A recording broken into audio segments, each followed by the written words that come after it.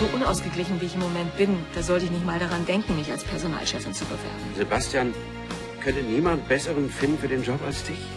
Heißt das, du hast den Job? Vielleicht könntest du mal versuchen, nicht so viel zu vergessen, sondern dir Gedanken machen, wie du es wieder gut machen kannst. Spar dir bitte deine schlauen Ratschläge. Vielleicht kommt sowas wie keine Macht in Drogen. Wenn du hier weiter in deinem beschissenen Selbstmitleid baden willst, dann bitte, ich lass dich allein. Ich erstatte heute noch Selbstanzeige und bin bereit, ins Gefängnis zu gehen.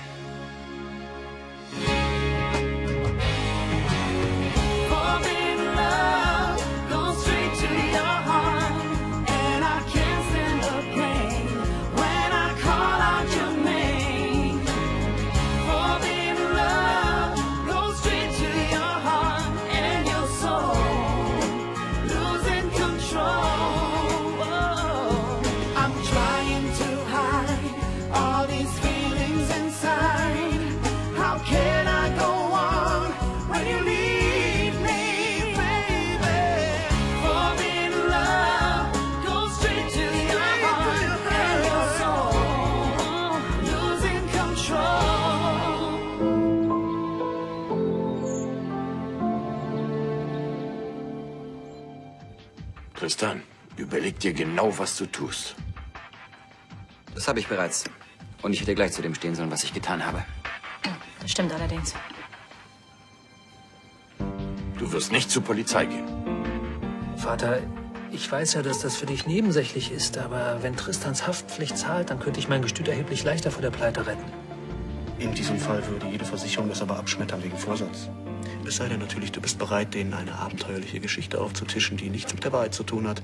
Davon würde ich dir allerdings mit Nachdruck abraten. Das habe ich nicht vor.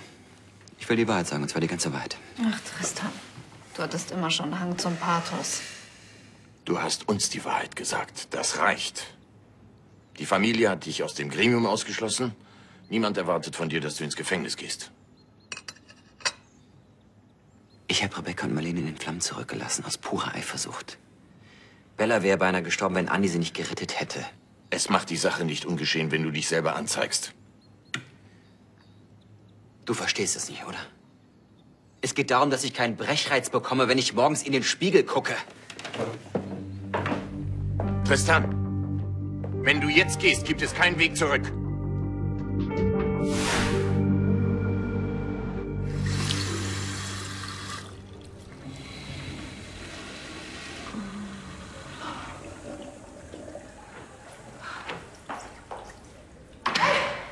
Hallo. Geht's Ihnen nicht gut?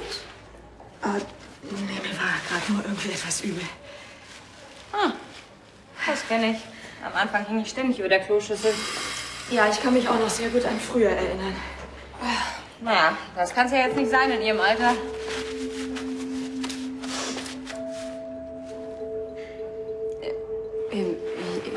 Ich meine nicht, dass das theoretisch nicht möglich ist. Ja, schon gut, schon gut. Ich hatte heute früh einen wichtigen Termin und habe vorher keinen Bissen herunterbekommen.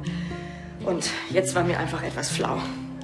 Dann sollten Sie am besten was essen. Ich habe zwar gefrühstückt, aber ich könnte ja auch schon wieder. Kalamari wären jetzt geil. Oder ein Schokoladen-Bananen-Eissplit. Oder ein Schnitzel. Ha? Wie wär's mit einem Schnitzel mit Mayo? Entschuldigung. Jedenfalls gute Besserung. Danke. Sehr gut. Hey, Na du? ich dachte, wir frühstücken zu Hause. Was ist los? Wirst du gleich sehen. Bestellt erst mal was. Für mich erstmal einen Orangensaft. Den Rest bestell ich später. Ich habe ja schon so eine Idee. Ach ja? Also, deine Mutter wird Personalchefin bei den Larcher Enterprises. Mama, dann hat es mit deiner Bewerbung geklappt? Na, es ist noch nicht sicher. Ach, jetzt mal nicht so bescheiden. Sebastian hat dir doch den Job so gut wie zugesagt, denke ich. Du bist die beste Personalchefin, die der Laden jemals hat. Und darauf sollten wir anstoßen, oder? Nee, oder? Was gibt's denn? Wollen wir darauf anstoßen? Sekt für alle? Nee, Thomas, ich möchte nicht. Ich muss in die Schule. Sorry, ich würde wirklich gerne mit euch mitfeiern, aber ja, wenn ich wieder zu spät komme, dann führen die für mich extra die Prügelstrafe ein. Aber ich denke, du hast zu dritten, hast du doch vorhin gesagt. Doch nicht. Sorry. einmal Müsli und einmal Englisch. Sehr lecker. Bitte sehr. Dankeschön. Ich glaube, Kim kann wollen. Aber egal. Dann haben wir jetzt wenigstens Zeit für uns. Und für ein ausgedehntes, leckeres Frühstück. Ja, es wird Zeit, dass ich was in den Magen bekomme. Ich habe keinen Hunger. Willst du den? Oh, Thomas. Ich muss noch mal. Entschuldigung.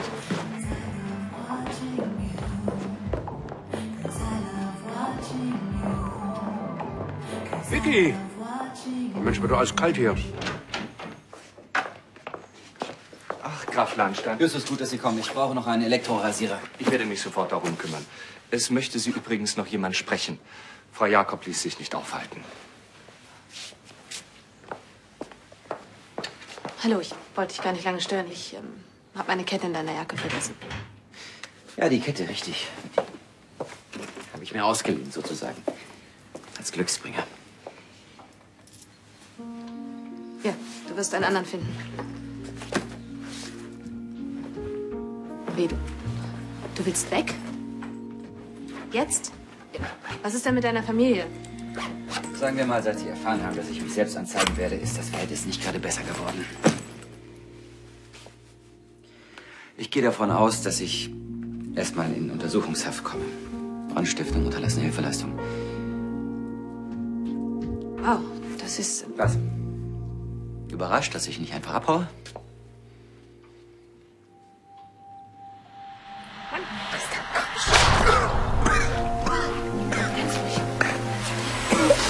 Du hast mir heute Nacht das Leben gerettet. Ich meine, für irgendwas musste das ja gut sein. Jedenfalls nicht, um weiter wegzulaufen.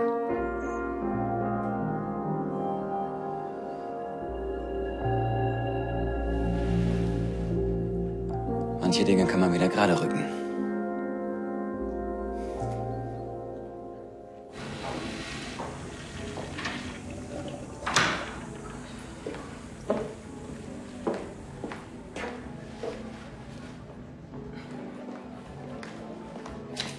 Vicky? Bist du da drin? Ja? Geht's dir gut? Es ist alles in Ordnung. Ich bin in einer Minute bei dir. Hey. Ist wirklich alles in Ordnung? Du warst leichenblass eben. Ja, mir war plötzlich heiß und kalt. Ich weiß auch nicht, dieser Speck. Also, ich glaube, Fett scheint ein absolutes No-Go zu sein im Moment. Oh, das tut mir leid. Ich bin aber auch ein Idiot. Also, ich verspreche dir, solche Schweinereien kommen nicht mehr auf den Tisch, solange du in deiner Dings hier, deiner Menopause bist. Entschuldigung. Das Wort ist dann jetzt auch tabu. Sag mal, hast du gespuckt? Komm, ich fahre dich nach Hause. Nein, Thomas, das ist wirklich nicht nötig. Ich muss echt dringend ins Büro. Ich habe noch 1000 Sachen zu erledigen und Ansgar ist im Anflug. Du weißt, schließlich habe ich heute ein Attentat auf ihn vor. Also, der soll sich mal nicht so anstellen. Sag ihm einfach, ja, hier, sag ihm doch, ich gehe gern mal wieder mit ihm auf Keilerjagd. Dann wollen wir doch mal sehen, ob er dir dann den neuen Job nicht gibt. Hm? Sag mal, Vicky, du bist wirklich ganz blass. Komm, ich fahre dich nach Hause. Es ist alles in Ordnung. Sag mal, hast du heute nicht ein Gespräch mit Hagen? Oh Gott, ja. Aber wir wollten uns treffen wegen dem Pensionsstand. Ja, siehst du. Na, dann fährst du jetzt, hä?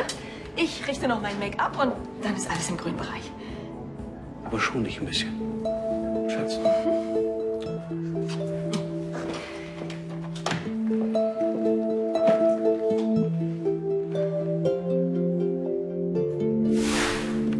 Das kann nicht sein.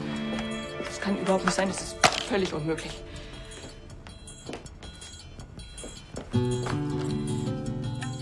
Bist doch kaputt.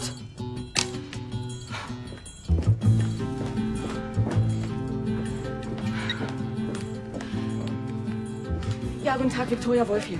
Ich brauche dringend einen Termin bei Dr. Wollin. Mhm. Ja, ich warte. Was, in 3 Wochen? Also so lange kann ich nicht warten. Nein, das ist völlig unmöglich.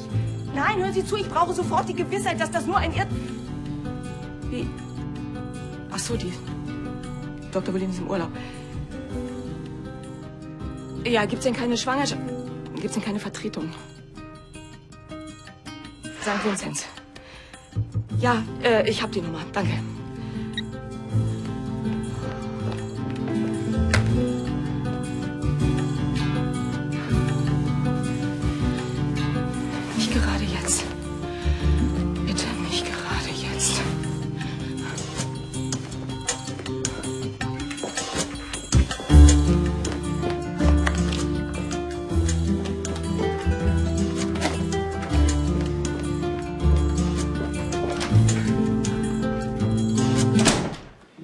Siehst du das wirklich so? Denkst du wirklich nur ans Geschäft? Nein, ich denke auch an die Familie.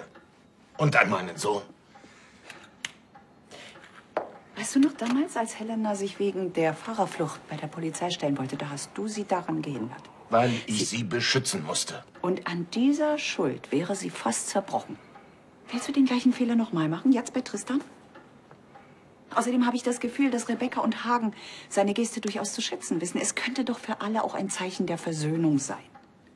Und ich soll zusehen, wie der Junge sein Leben wegwirft. Ich weiß, wovon ich rede. Ich habe 15 Jahre im Gefängnis verbracht, unschuldig. Das Einzige, was mir die Kraft gegeben hat, durchzuhalten, war der Gedanke, dass ich es für die Familie tue. Aber Tristan ist labil. Er wird das nicht durchstehen. Ludwig, dann rede mit deinem Sohn. Erzähl ihm von deiner Angst, anstatt ihm Vorhaltungen zu machen und ihm zu verbieten, dass er die Konsequenzen für sein Handeln übernimmt. Du kennst doch Tristan. Das hat keinen Sinn. Woher willst du das denn wissen, wenn du es nicht mal versucht hast? Die Diskussion ist für mich erledigt. Ludwig! Ludwig der Allmächtige hat ja schon recht gesprochen. Ich verbanne dich aus dem Olymp des Gremiums. Für alle Zeit sollst du sitzen am Katzentisch und spüren meine Verachtung. Haha.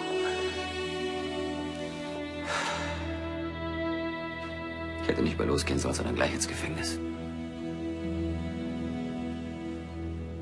Kann es sein, dass du und dein Vater, dass ihr irgendwie komplett aneinander vorbeiredet? Und genau deswegen vermeide ich einfach jede weitere Diskussion und gehe gleich zur Polizei.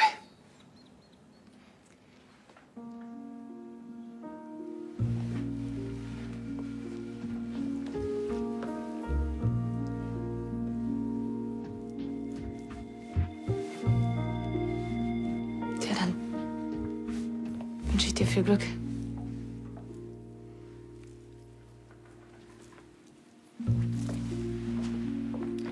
Bella?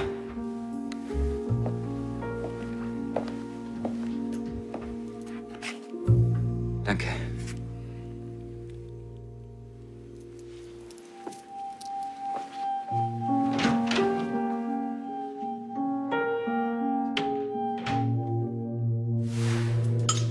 Also nach dem ersten Check sieht es jedenfalls so aus. Ich muss Schluss machen, ja? Wir reden später weiter. Ciao. Sorry, das war wirklich wichtig. Okay, wo drückt der Stiefel? Was ist los? Nö, alles gut. Ich kenne den Blick. Ganz ehrlich, da ist ja irgendwas im Busch. Ich kenne den Blick auch. Irgendwas stimmt da nicht. Es ist nichts. Boah, jetzt könnt ihr mal aufhören? So, Ende der Mittagspause. Wir müssen wieder zur LCL. Ey, ich bin noch nicht fertig. Du musst eher auf deine Figur achten. Was? Also, Papa, bis später. Eben, alles klar mit dir? Ja? Du hast irgendwas genommen, oder? Haha, sehr lustig. Komm jetzt. Ciao. Ciao. Hier, Jo.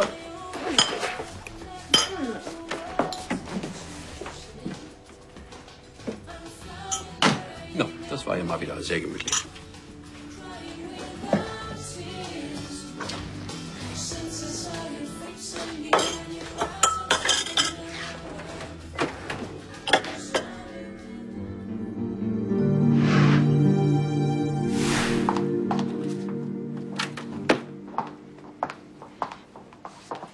Frau Dr. Schön. Die Schwester sagt, es handelt sich um einen Notfall. Haben Sie Schmerzen?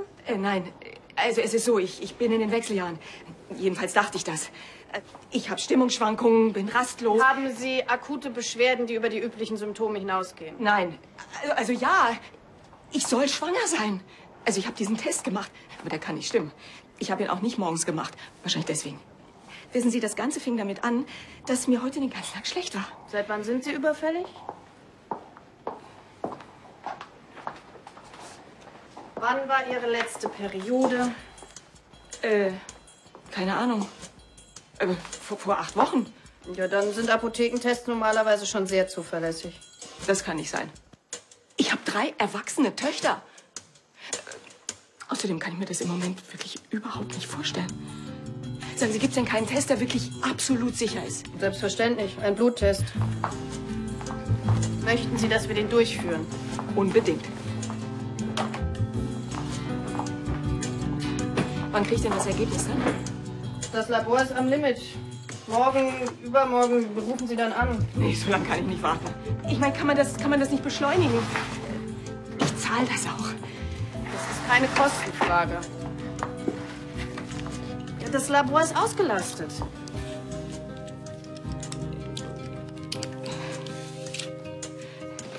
Bitte hören Sie, ich bin mit den Nerven am Ende. Also gut. Ich ordne einen Soforttest an.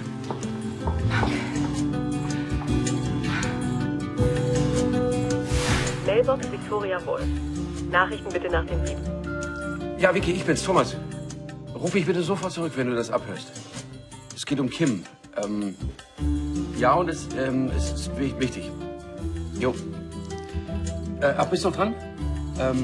Also, ist jetzt kein Notfall oder so, aber es ist nichts passiert. Es ist aber wichtig, dass du mich zurückrufst. Ist etwas von größerer Tragweite.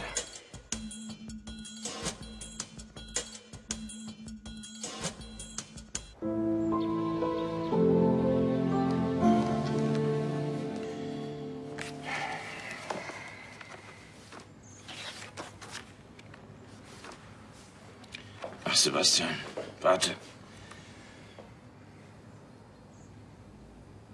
Angenommen, Tristan wird verurteilt. Womit muss er dann rechnen? Er hat damals Marlenes Vergewaltiger attackiert, ist somit vorbestraft. Das heißt, seine Bewährung wird auf jeden Fall verfallen. Mit ein paar Jahren Gefängnis muss er in jedem Fall rechnen.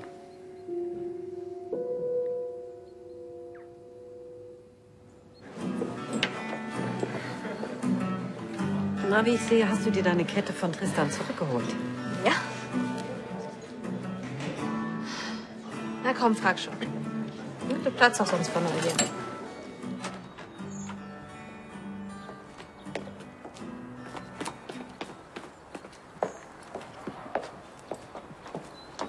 Tristan, warte. Tristan! Bitte!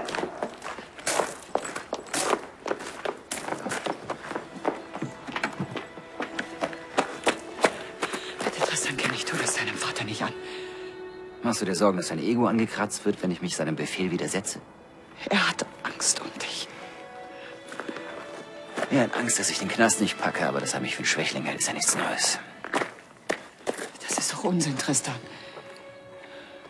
Ludwig würde all seine Kinder vor dem Gefängnis bewahren wollen, weil er nämlich ganz genau weiß, was es bedeutet, wenn man Jahre seines Lebens dort verliert. Vater war unschuldig. Ich bin es nicht. Ich habe keine Wahl. Verstehst du das? Er hat doch auch keine. Niemand von uns weiß, wie viel Zeit ihm noch bleibt.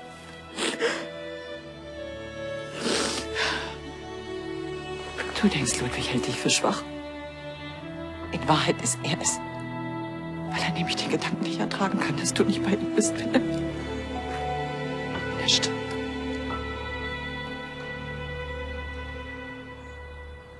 Tristan? Tristan hat dich beinahe umgebracht, Bella. Aber er bereut es ehrlich. Ach, er bereut es. Ja, er will sich sogar selber anzeigen. Na, was für eine Heldentat. Ich hoffe, dass er sehr viel Zeit bekommt, um darüber nachzudenken, was er gemacht hat. Ich nicht. Er ist kein schlechter Mensch. Trotz allem,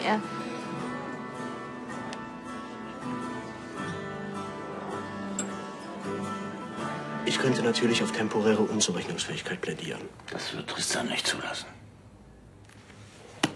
Tristan, bitte sprich noch mal mit deinem Vater.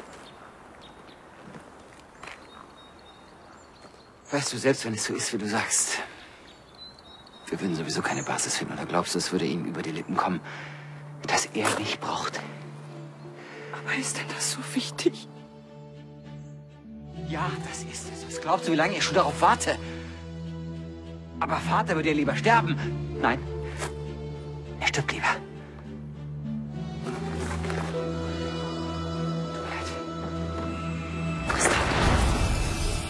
Wenn du jetzt gehst, dann kann es womöglich ein Abschied für immer sein. Ihr bekommt vielleicht nie wieder eine zweite Chance. Vater! Vater ist zusammengebrochen. Er muss so schnell wie möglich ins Krankenhaus.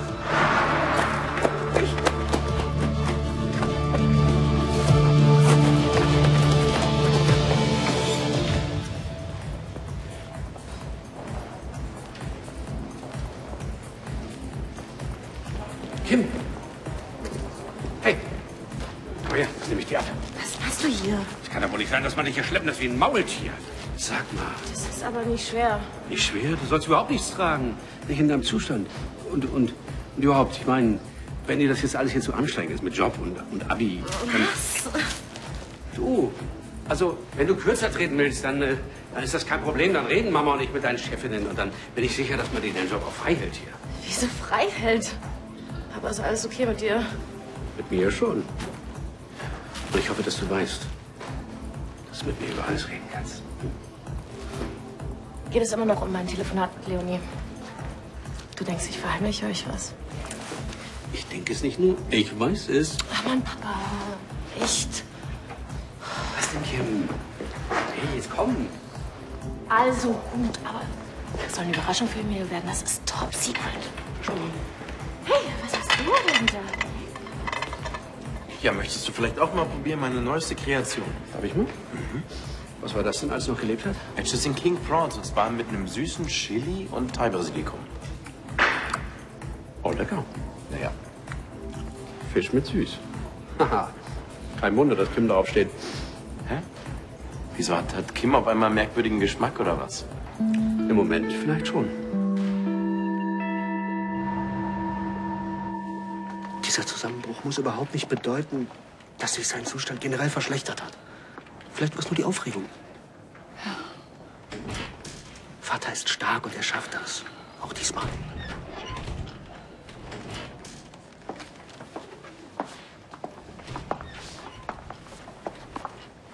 Wie geht's meinem Mann? Nicht gut. Der Tumor ist leider weitergewachsen. Das ist auch der Grund für den Zusammenbruch. Diesmal ist der Gleichgewichtssinn betroffen. Und was heißt das? Ich meine, diese besondere Therapie, Es tut mir leid, Griffin. Ihr Mann gehört leider nicht zu den 5%, bei denen die Therapie anschlägt.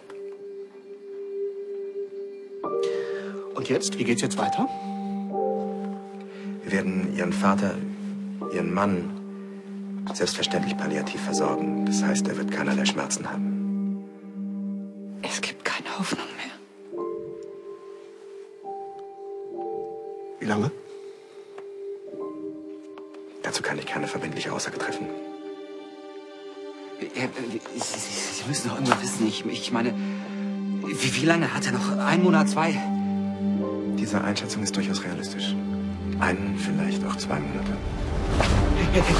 Entschuldigung. Bist du lieber?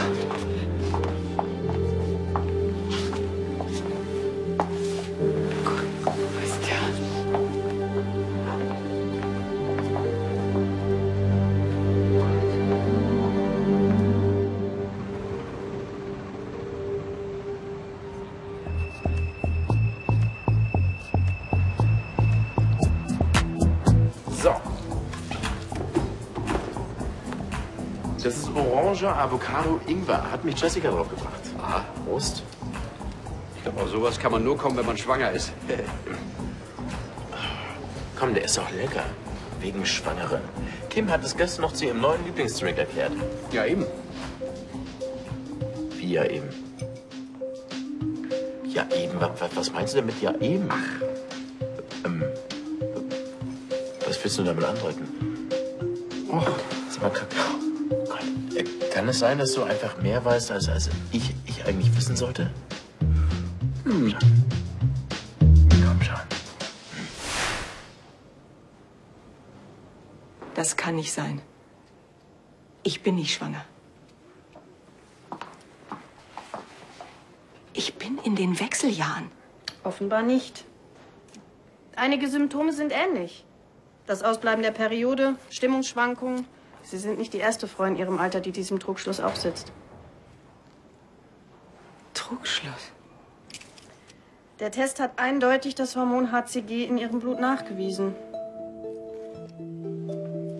Frau Wolf, Sie sind definitiv schwanger.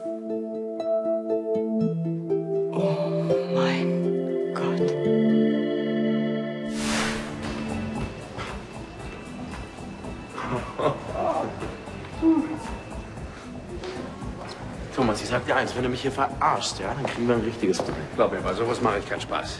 Nicht, wenn es um meine Töchter geht. Und der Test ist positiv, 100% positiv. Man lag bei uns im Mülleimer? Ich kann dir verstehen, dass das jetzt alles ein Schock für dich ist. Aber glaub mir, es wird alles gut. Krass. Krass. Ich werd Papa. Ich werd Papa. Aber kein Grund zur Panik.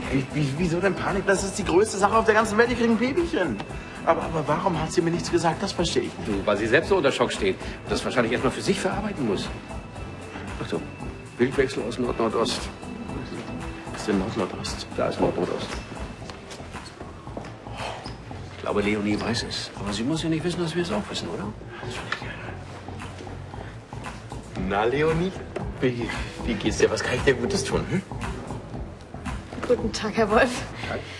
Ich bin wunschlos glücklich, aber ich soll dir was von Kim sagen. Okay. Ah ja. Also jetzt muss ich noch was für Clarissa erledigen, aber wenn du nach Feierabend ins No Limits kommst, hat sie eine große Überraschung für dich. Okay, danke. Wie jetzt? Du willst gar nicht wissen, worum es geht? Ach, du verrätst mir doch eh nichts. Das machst du doch nie. Stimmt. Komm, gib mir einen kleinen Tipp. Einen kleinen Tipp kannst du mir doch. Nur so viel. Es wird dich umhauen. Ja, das glaube ich auch. Also dann. Bis dann. Ich hab's dir gesagt. Ja. Und weißt du was? Heute Abend sagt sie es dir. Ja.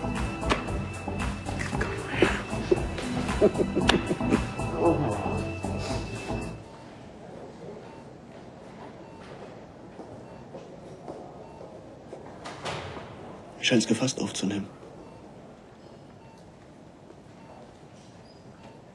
Ich schätze, die beiden versuchen einfach stark füreinander zu sein.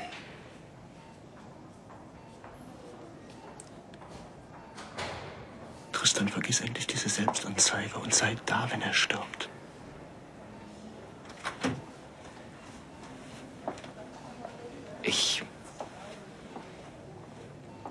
Ich muss für das, was ich getan habe, die Konsequenzen tragen. Und zwar jetzt. Vor allem musst du dein schlechtes Gewissen beruhigen. Ich sag dir jetzt mal was. Die Welt dreht sich nicht nur um dich. Hagen und Rebecca sind die eigentlichen Opfer. Und was machen sie? Sie leben damit. Also reiß dich gefälligst zusammen und tu's auch.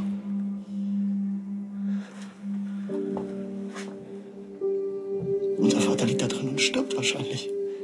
Und er wünscht sich nichts mehr, als dass seine Kinder bei ihm sind.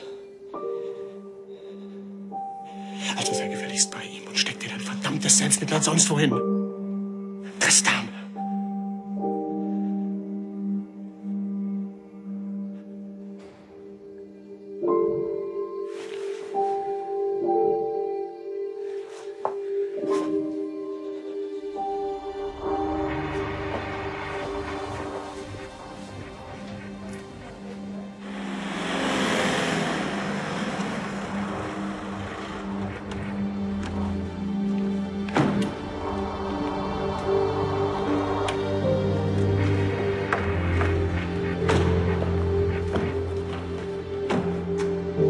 Du denkst, Ludwig hält dich für schwach. In Wahrheit ist er es. Weil er nämlich die Gedanken nicht ertragen kann, dass du nicht bei ihm bist, wenn er stirbt.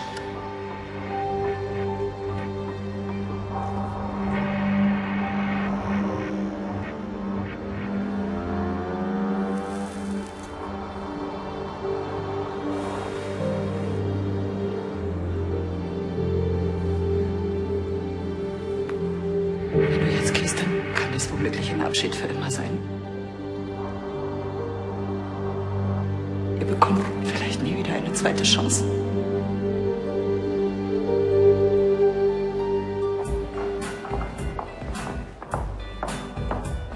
Hi, 2 weiße Tequila, bitte. Nee. Wasser. Stilles Wasser. Du willst sie dir jetzt nicht betrinken? Wer sagt denn betrinken? Ich will Tequila auf mein Baby ausgeben. Du bist jetzt der alleinige Versorger. Ja, das weiß ich doch, aber ich habe auch jahrelang auf meine kleinen Geschwister aufgepasst. Wir reden hier von deinem eigenen Kind, mein Freund. Ja, und deswegen freue ich mich auch so drauf. Also wir hätten gern 2 Tequila. Komm, das machen wir jetzt. Also, heißt ja nicht, dass wir euch nicht unterstützen. Obwohl, also wenn ich jetzt mit Hagen das Gestüt wieder aufbaue und Vicky Personalchefin bei Launchline Enterprises wird, dann haben wir auch nicht immer Zeit. Mein Sohn hat immer noch 2 gesunde Tanten. Es gibt noch Leonie und Timo. Ey, Thomas, entspann dich. Das kriegen wir alles hin. Wer sagt denn, dass du einen Sohn kriegst? Ach du Scheiße. Emilio, dann sage ich dir. Vater werden, das ist nicht schwer. Vater sein dagegen, sehr.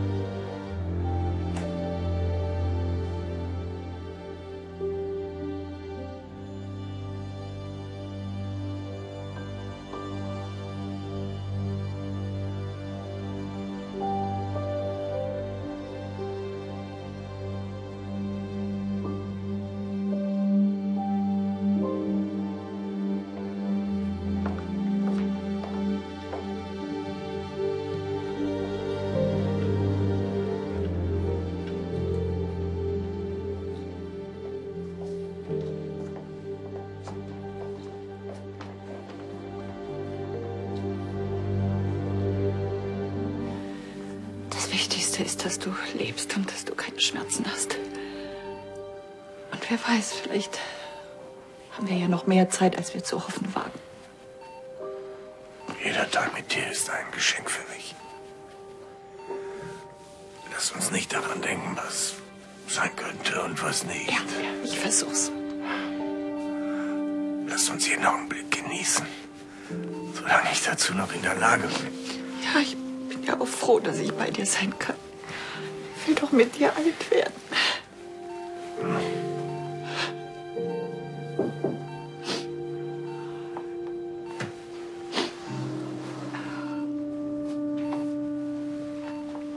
Tristan. Wenn ich störe, dann... Nein, nein. Komm mal. Komm ruhig zu uns.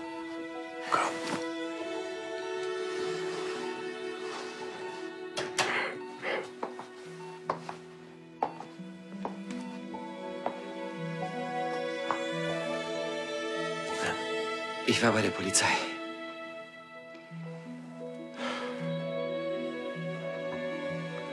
Aber ich bin umgekehrt.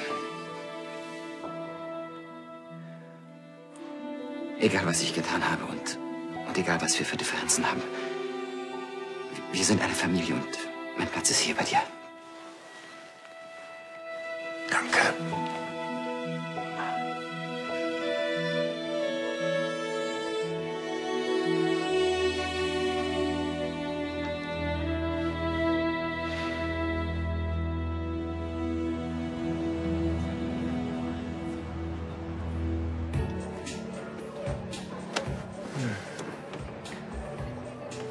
Hey, da bist du ja. Hey. Na, und was hast du für eine Riesenüberraschung? Ganz kleinen Moment noch. Entschuldigung, kann ich bitte 2 Sekt haben? Sehr gerne. Also, Sekt? Ja, ich weiß, eigentlich müssten wir mit Champagner anstoßen. Ja, aber den gibt's nicht alkoholfrei, ne? Alkoholfrei? Na ja, in deinem Zustand solltest du ja jetzt keinen Alkohol trinken. Den nehme ich mal beiseite, hm? Wie bitte?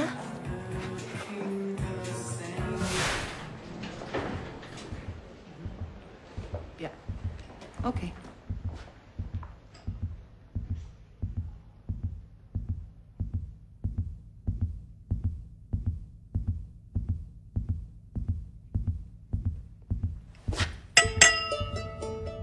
Entschuldige bitte, wenn ich hier einfach so reinplatze.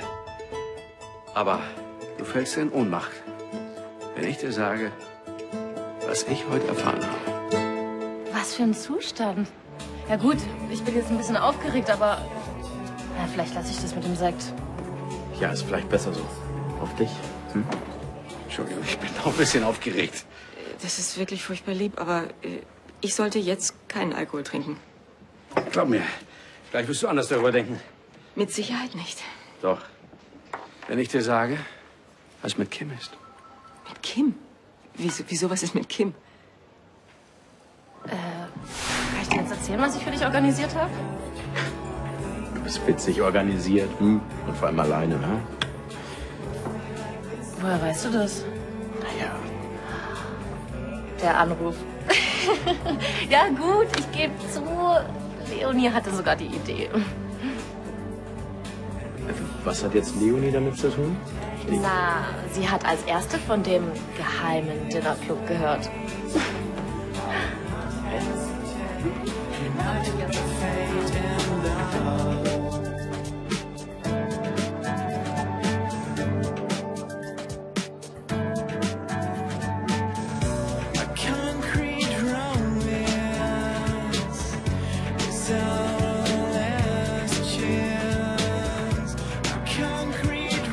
Ganz ehrlich, wovon in der Hölle redest du? Von deinem Restaurant. Du kochst, die Leute bezahlen. Somit kriegen wir mega schnell unsere Schulden weg. Und wenn Clarissa damit einverstanden ist, können wir das Ganze bei Timo und Leonie im Penthouse machen. In einer mega geilen Küche. Weißt du dich gar nicht? Doch, klar, aber wolltest du mir nicht eigentlich was ganz anderes sagen? Was denn noch? Zum Beispiel, dass wir schwanger sind? Willst du dich nicht setzen? Thomas, nein. Dann sag aber nicht, dass ich dich nicht vorher gewarnt hätte. Thomas. Also, unsere Tochter Kim ist schwanger. Prost, Oma.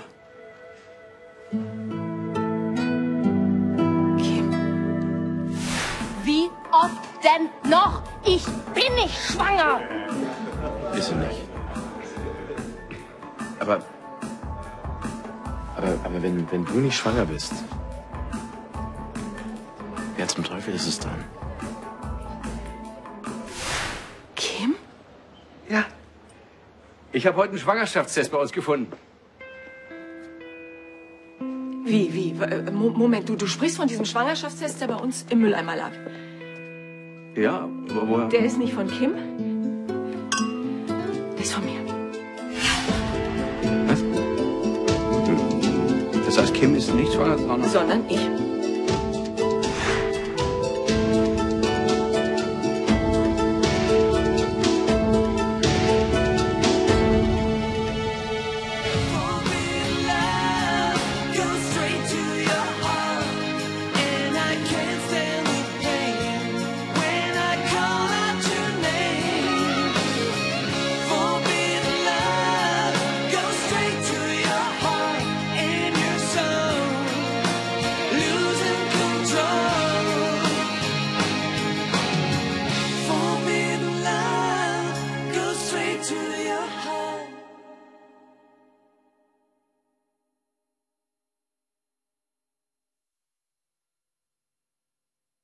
Mehr Videos finden Sie in der Das Erste Mediathek.